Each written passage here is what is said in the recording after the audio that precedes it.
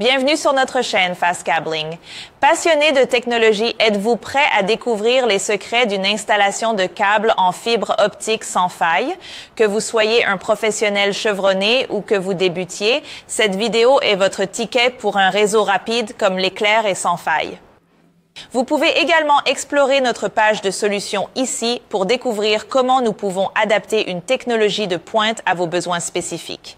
Faisons passer votre connectivité au niveau supérieur. À l'ère du numérique, on ne saurait trop insister sur l'importance d'une communication rapide, fiable et de grande capacité. Les câbles à fibres optiques sont au cœur de cette révolution. Ils acheminent les données à la vitesse de la lumière et permettent une communication sans faille dans le monde entier.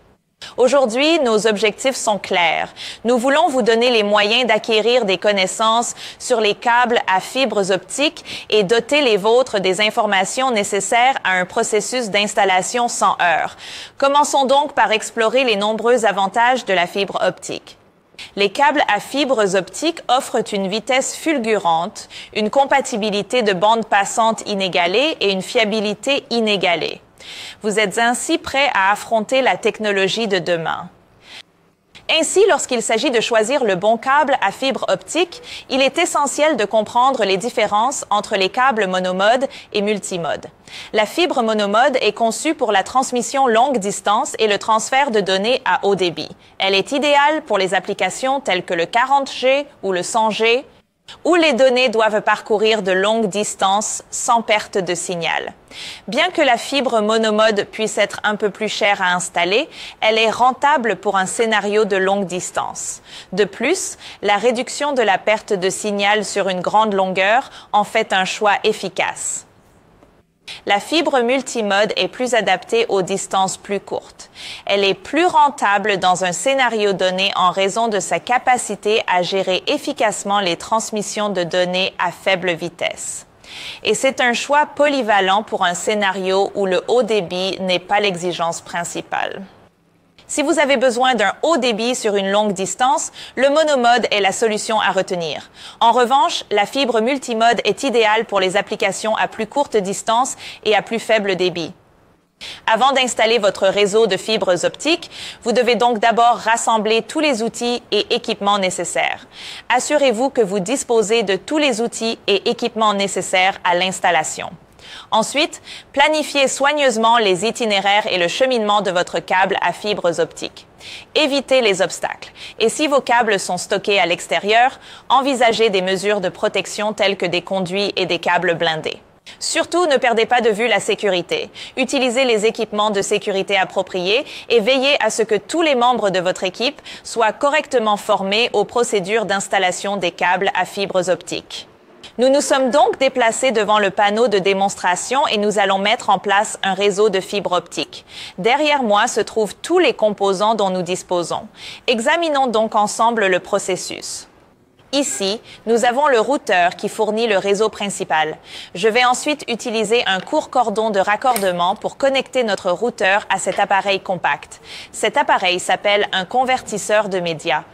Comme nous ne pouvons pas brancher le câble à fibre optique directement sur le routeur, c'est pourquoi nous avons besoin d'un convertisseur de médias pour convertir le signal électrique en signal de fibre optique. Branchons-le ici, pour que les données puissent circuler dans notre câble à fibre optique. Et allumez-le. Ici, nous avons l'émetteur-récepteur SFP. Il s'agit d'un émetteur-récepteur BD-SFP. Nous en aurons besoin car c'est là que nous le connectons au câble à fibre optique. Il doit déterminer le type de câble à fibre optique utilisé, les connecteurs, la bande passante et la distance. Laissez-moi donc le brancher dans les fentes SFP ici. Il s'agit d'un cordon de raccordement en fibre optique. Je vais le connecter à l'émetteur-récepteur SFP. Et connectez-le à notre boîtier de terminaison. Ce boîtier de terminaison peut prendre en charge jusqu'à 40 chaînes de fibres optiques et il sert à gérer notre câble à fibre optique et aussi à le protéger. Alors, en venant de ce côté, il s'agit en fait de notre câble à fibre optique à 4 brins de 300 mètres pour fournir un Internet rapide. J'ai déjà enlevé la couverture de celui-ci. Vous pouvez voir qu'il y a 4 cordes et chaque corde a une étiquette dessus. Vous pouvez voir clairement A, B, C et D. Maintenant, je vais à nouveau utiliser un cordon de raccordement en fibre optique pour le connecter à celui-ci, qui est notre chaîne A. Et c'est un connecteur LC, un câble à fibre optique monomode. De ce côté-ci, nous allons faire exactement la même chose en utilisant l'émetteur-récepteur BD-SFP. Connectez-le avec le cordon de raccordement en fibre du boîtier de terminaison. L'alimentant et utilisez un court cordon de raccordement pour le connecter à notre appareil connecté, qui est le point d'accès sans fil. Et mettez-le sous tension. Voici le cordon d'alimentation déjà connecté au point d'accès sans fil. Vous pouvez voir que nous recevons de l'électricité et que nous devrions bientôt recevoir des données. Il s'agit donc d'une installation complète pour un réseau en fibre optique. Le tirage et l'installation d'un câble à fibre optique nécessitent donc précision et soin pour éviter tout dommage et perte de signal. Pour une distance extrêmement longue, il est souvent plus efficace de tirer le câble du milieu vers les deux extrémités, ce qui peut minimiser la tension sur les câbles et réduire le risque de dommage. Et lors de l'installation, il est conseillé de disposer d'une équipe de 2 personnes. Une personne peut tirer le câble tandis que l'autre personne peut le guider et le libérer avec précaution. Et après l'installation, il est essentiel de fixer correctement le câble, en particulier dans des racks ou des conduits.